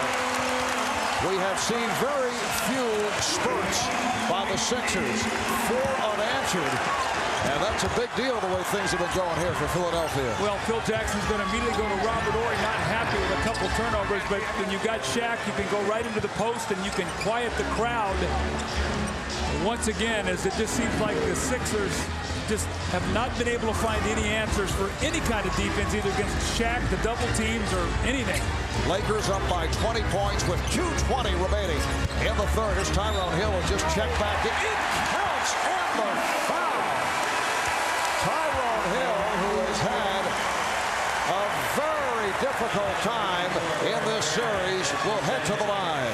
Well, the Sixers coming out of the timeout, trying to get something going. Eric Snow hits the jump shot, then he comes up with a big steal. Looks like he loses his balance here at the end, can't finish, but you never give up on a play. Maybe that'll get Iverson going. That's the easiest basket he's had. And then Tyrone Hill, I think the best thing about that play is you go in there, you see Shaq. There's no time to think. You just got to try to make an instinctive play, and he needs more of those. That was his first field goal. Completes a three-point play as he was hit by Horace Grant. So 72-55, 17-point edge by the Lakers. Robert Horry is back on the floor. And Fox with Horry and O'Neal up front. Fisher and Bryant at the guards. Here's the drop step. Oh, beautiful move. Shaq once again going to the finesse. What a shot. I mean, the big guy's got the whole package right now. He's dunking, running the floor, little slip shots. 28 and 13 for Shaquille. Aaron McKee for three. Hill with the rebound. They have the new clock going. Mutombo setting the screen, but Shaq switches off. Here's Hill dishing for Mutombo. Fox hit the floor, but he's all right. A minute and 15 left in this third quarter. The Lakers lead 74-57. See, Robert Horry's in the game now. He brings the ball up against Hill, so there really is no pressure defense. That's why Phil went back to him. O'Neal with a power move on Mutombo. Footwork, jump shots, power. When he plays like this, he always looks over to us like, what are you guys saying about me right now anyway? I feel like, you know, it's like watching a child in day camp looking for appreciation. Little affirmation. Yes. Iverson with the shot clock running down, forces a three. And Robert Horry ends up with the basketball. You see Horry once again bringing the ball up against Tyrone Hill. That's what Phil loves him in the game for, to handle that kind of pressure, plus he also makes big shots. And we've seen that throughout the career of Horry, first as a member of two championship teams with the Houston Rockets. Bryant on the crossover is fouled with 14 and 5/10 seconds left in the third. Eric Snow collecting his fourth. Little floater, Shaq squirts it up there, little knuckleball that goes in, and then he said, I'll go to the power package this time. And, you know, Dikembe fighting him every step of the way. I mean, you got to give Dikembe credit. There's no double team here, and Shaq is so powerful. And the big guy's hitting a jumper, and he's getting to the post, and he's getting dunks and layups. You know, he's an unstoppable player. Well, following the game on most of these NBC stations, your local news, and then the Tonight Show with Jay Leno. And for those of you who would like to continue with the NBA Finals, we'll have a post-game special on CNBC right after our telecast. The entire cast will recount the game, highlights. We'll check in on the live press conferences, talk to the Lakers and the Sixers as we take a look back at tonight's game. Final seconds of the third. Mark Matson, who just came on with the block. What a play by Matson, the rookie from Stanford. The ball was last touched by the Lakers, so the Sixers with 3 9/10 seconds remaining in this third put it in play. Eric Snow for Tyrone Hill, and Hill is able to hit. 1 second left. Matson gets it off. They love Mark Matson in Los Angeles. The Lakers have held these Sixers to 59 points on 35% shooting, and how have they done it? Look at this. Wherever they go, it's like 2 defenders on the ball. As Eric Snow penetrates, and you're going to see once again, as Bell comes off, 2 guys once again waiting there to trap the basketball. Suffocating defense. It's what has got the Lakers this big lead. And watch now, Horace Grant switches off on a smaller player and blocks the shot. Marvin, that sequence I talked about, it seemed like the Lakers almost had 6 players out there on defense as the Sixers have just not been able to find any cracks at all in that defense. And if they do, you got Kobe or Shaq waiting back there on at the back end of the defense, either for a steal or a block shot. Fourth quarter is underway. The Lakers shooting 51%. from the field. Here's Kobe Bryant. Dikembe Mutombo on the box out. Larry Brown is George Lynch. Back on the floor with Mutombo and Bell up front. Snow and Iverson at the guards. Here's Snow with a nice move, able to penetrate. 77-61. Lakers. Phil Jackson upset and takes the early fourth quarter timeout.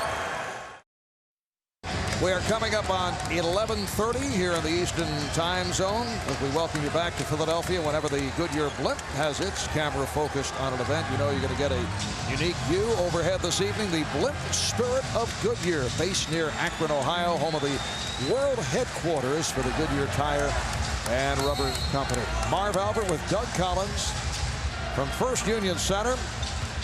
Phil Jackson taking a timeout. 25 seconds into the fourth quarter. The Lakers have a 16-point lead. Lakers have led by as many as 22. Here's Horry, seemingly losing control and then able to keep it alive.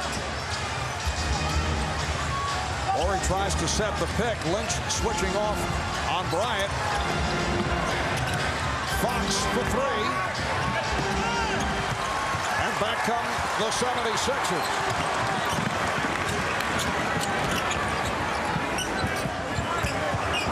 Fisher all over Iverson. Iverson challenging Horry. Yes! And it got it. That could be a very big bucket. Here they come again. You know they're not going to go away. And Phil Jackson knows that too. He's coming back in with Shaq. But Iverson, just a little step is all he needs. He feels the bump.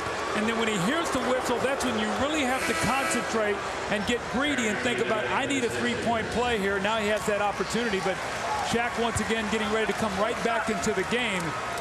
Phil Jackson does not want this lead to slip away. It's down to 14. Aaron McKee is back for Roger Bell. Let's check in with Lewis Johnson.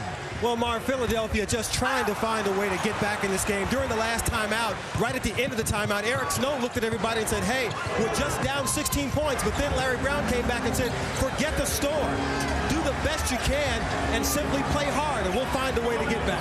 Marv? Well, it's a 14-point lead right now. Minute and a half gone by in the fourth. Fisher for three. And Shaq on the rebound. Lynch got a piece of it. Snow for McKee for Iverson.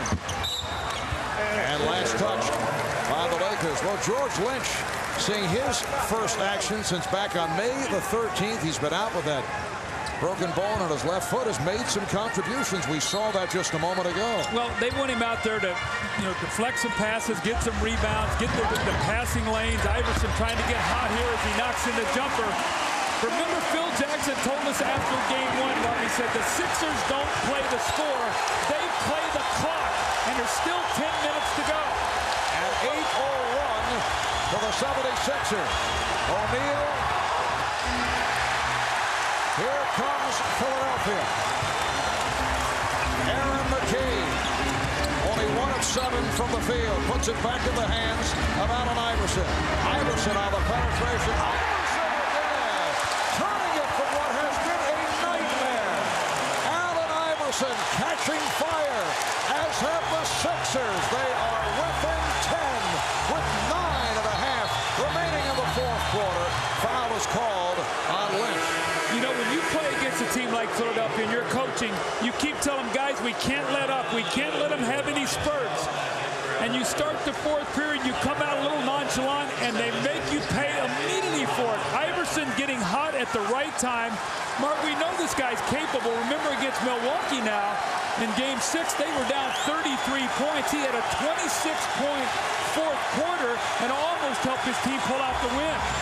Iverson's hit his last 3 shots. Teron Lowe for 3. Iverson on the loose ball. Iverson stutter steps. Iverson squeezes it to Hill. Tyrone Hill brings the Sixers within 8. And Phil will not call timeout. He's going to say, you know what, guys, get through it. This is what Phil likes to do. Do you have the poise to play through this? Bryant's pass deflected short. Here comes McKee. McKee is fouled. And this crowd is in a frenzy. Mark, where did this energy come from? It looked like they were absolutely dead in the water. Iverson with a sensational pass, and Tyrone Hill coming alive just at the right time. Their defense is getting stops. They're running. Aaron McKie's finding a second wind. He gets to the basket, and Allen Iverson, look at him, and says, guys, we're right there. We're right there now. They played uphill the entire night. And this is in the fourth period, Marv. We talked about in the open. Well, they have the legs now to finish. Have they expended all this kind of energy to try to get back into this game? Can they make critical free throws? Can they make shots? The 76ers only 15 of 24 from the line. Kobe Bryant sits down. Lakers have missed their last 6 shots. Philadelphia with a 21-7 run after trailing 70-48. It's a 7-point game. They scored 11 points in a little over 3 minutes. They had 59 at the end of 3. Shaq gets position. O'Neal. So Shaq goes back to the power move. They have to take fouls there, whether it be McKie. You can't slap at him. You've got to grab him around with both arms and take that dunk away. Marvin, make him make some free throws. He has not shot his free throws well tonight. 32 points for Shaquille O'Neal. Iverson. Hill with the rebound, but pushed by Harper, who had just made his return. Now watch where Shaq gets it. At this point in time, you got to grab him. You can't reach in there. You can't tap around with him. You got to grab him, take the foul, and make him make some free throws. Make it become a free throw shooting contest here. Third team foul committed by the Lakers. Philadelphia with just one.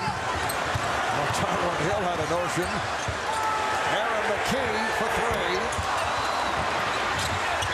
And Tyronn Lue is out of it. Aaron McKie just 1 of 8 from the field. Lue played by Hill on a switch. Where's the mismatch? Oh, Iverson from the blind side nearly stripped Shaq. Shaw for 3. And Brian Shaw once again comes up with a clutch field goal from downtown. How fragile it all is. If McKie's shots goes, it's a 6-point game. It doesn't, Shaw does, and it's back to 12. 82-70 Lakers. Iverson. And a loose ball foul, says Hugh Evans. Foul on Hill, that's number 5. Now here's Brian Shaw right here, and he's going to go to that 3-point line. And you see these Sixers double, triple teaming him, and he just steps out and makes the big 3. So again, that 6-point swing there. Instead of 6, it's back to 12. 7:25 remaining on the 4th. Lakers now 6 for 13 from 3-point land. Lue tees it up for 3. Make it 7 of 14 from downtown. Tyronn Lue has been one of the standouts for the Lakers. During the timeout, Laker assistant coach Jim Clemens hit with a technical foul. Had a bit too much to say to one of the officials. Clemens, who took over from Phil Jackson back in Game 2 of the San Antonio series when Phil was ejected and the Lakers went on to beat the Spurs. Well, he was happy they got the win that night, but I remember reading at his press conference, he said, Phil, don't do that again. Don't leave me there against San Antonio, in San Antonio like that. But that was maybe the win that really vaulted them to where they are right now. They took that 2-0 lead, and they really have not looked back. Iverson. Harper on the rebound. The free throw by Iverson, stopping an 8-0 run by the Lakers. The 76ers had cut into that 22-point lead. They had it down to 7. Right now, the Lakers up by 14 with just under 7 minutes remaining in the 4th quarter. Harper. And Horry for 3. Again! Robert Horry, who had that enormous three-pointer from the corner that sealed it. Here on Sunday night, it was almost the same spot, able to hit, and it's an 88-71 Laker lead, and they're doing major damage to the Sixers from three-point land. McKie. Well, if you look at it, Marv, it's a 17-point game, and the Lakers are plus 24 at the three-point line. 8 threes to 0 for the 76ers. Aaron McKie is now 1 for 9 from the field.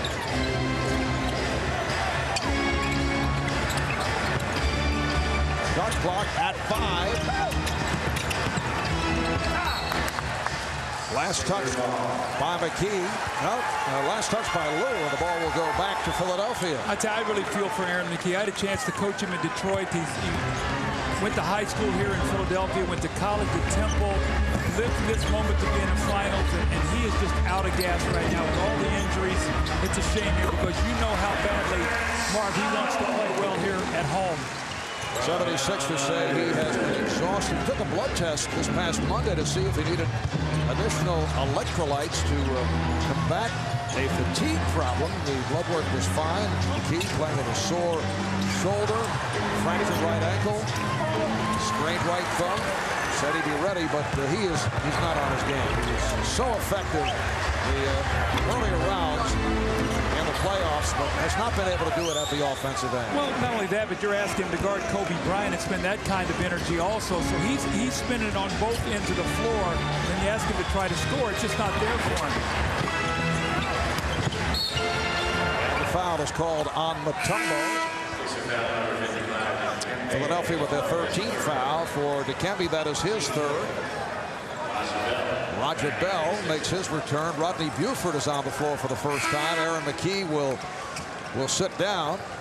So the 76ers with a small lineup going with 4 guards and Dikembe Mutombo. Well, it's interesting. Kobe Bryant sat down when the Sixers were on this little run. I think Phil was upset at him. He had taken a couple tough shots, looking to maybe be a little bit more offensive-minded without Shaq in there, but he's rested and coming back in now. Let's see how he closes the game out. Here's O'Neal. Buford with the rebound. Shaq is 1 rebound and 1 assist away from the first triple-double in the finals since back in '93. Nice move by Iverson, who's come on late after having his troubles for 3 quarters.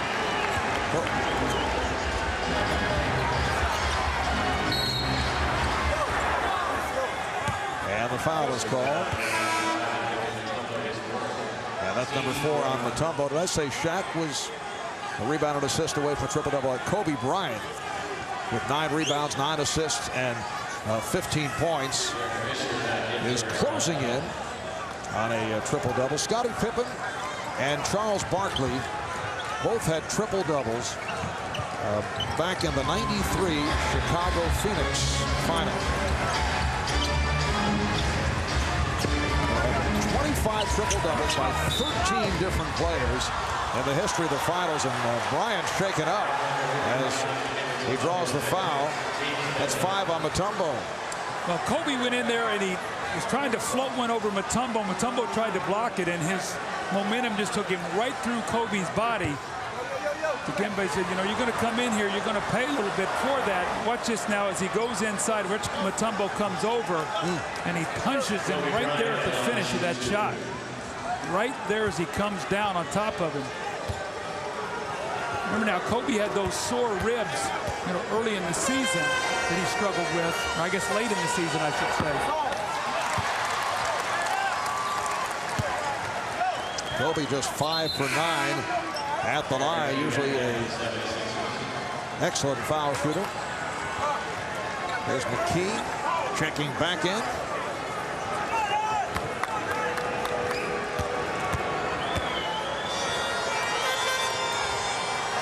.412 remaining in this 4th quarter. The Lakers 89 and the Sixers 75. Lakers looking to go up 3 games to 1. Game 5 here at First Union Center on Friday night, and here on NBC.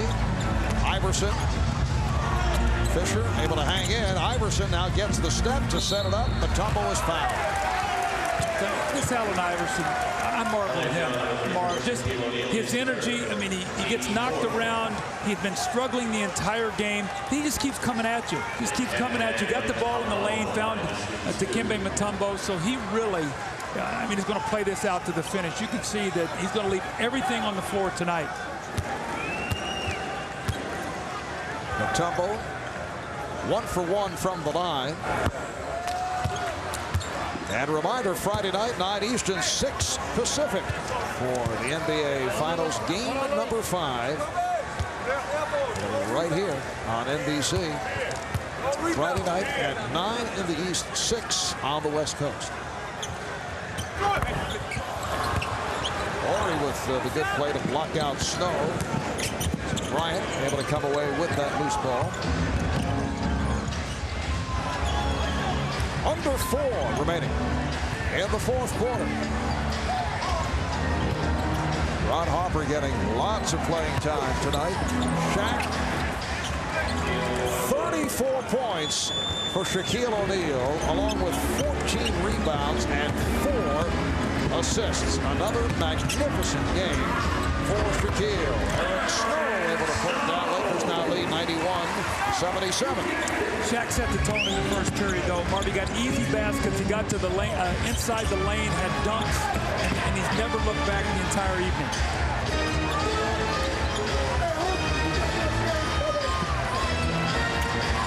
Horry this time from straight away from downtown. Well, if you don't double Shaq, he has 34. If you do, they're pairing you with their three-point shooting. Mark, this is an amazing run that this Lakers team is putting on right now.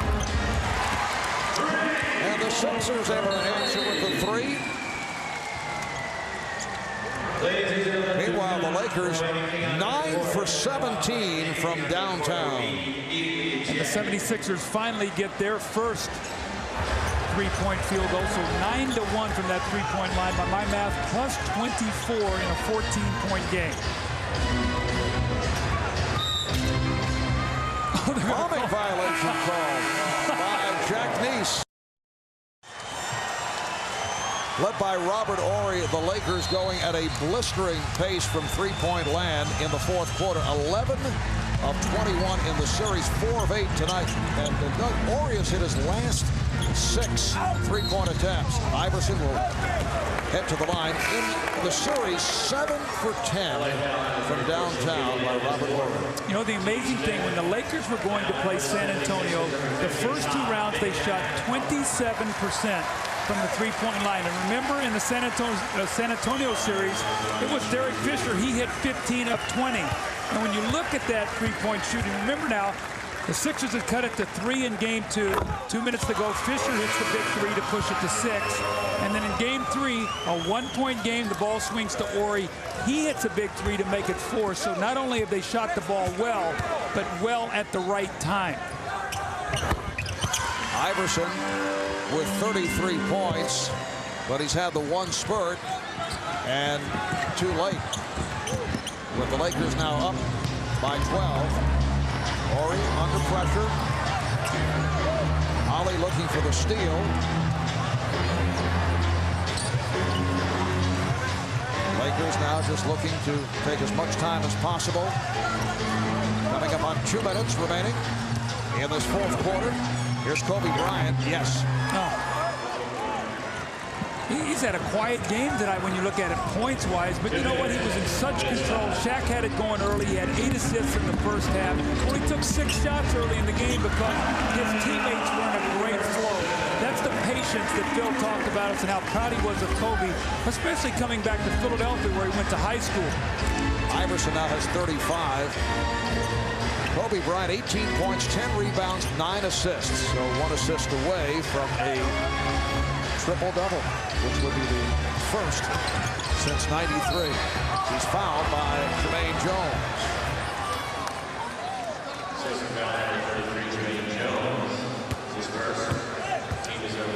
All right, during the timeout just a moment ago, here's Larry Brown talking to his team. Just keep playing. Couldn't be prouder of the way we're playing, all right? Shit, the effort's phenomenal. Most teams would have gone home a long time ago.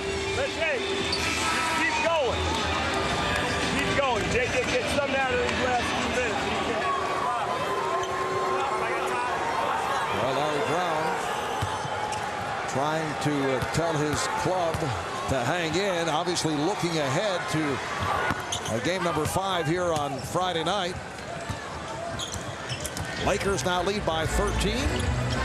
A minute and a half remaining in this fourth quarter. Todd McCullough lost it.